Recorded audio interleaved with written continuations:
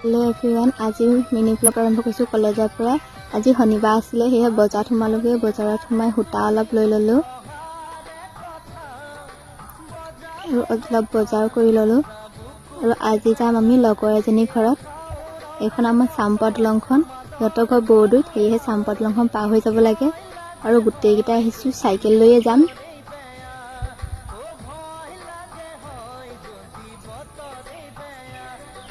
আহি বৰদৈ কালফা পাই গ'লোহি। এইডোখৰ পৰা আমি গোটেইকেইটা খোজকাঢ়িয়ে যাম সিহঁতৰ ঘৰলৈ, অকণমান আছে।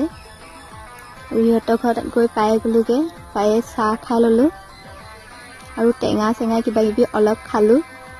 খাই মাহঁতে ভাত শাক বনাই ৰাখিলে, আমি অলপ ধেমালি কৰিলোঁ, কথা বতৰা পাতি। এইপিনে ভাতো হৈ গ'ল খাবৰ কাৰণে। আৰু মাকে বৌয়েকে আমাক ভাত বাঢ়ি দিলে। আৰু সিহঁতে আমাক কৈ আছে আমি দুটা হেনো অকলে অকলে বহি পুৰা ভাত খাইছোঁ বুলি কৈছে, সেয়ে সিহঁতক অলপ দেখাই লৈছোঁ।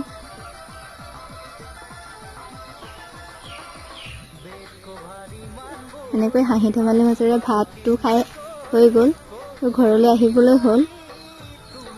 আৰু এইপিনে আহি ঘৰো পালোহি। আজিলৈ আহিছোঁ অন্য এটা মিনি ব্লগত, আকৌ লগ পাম।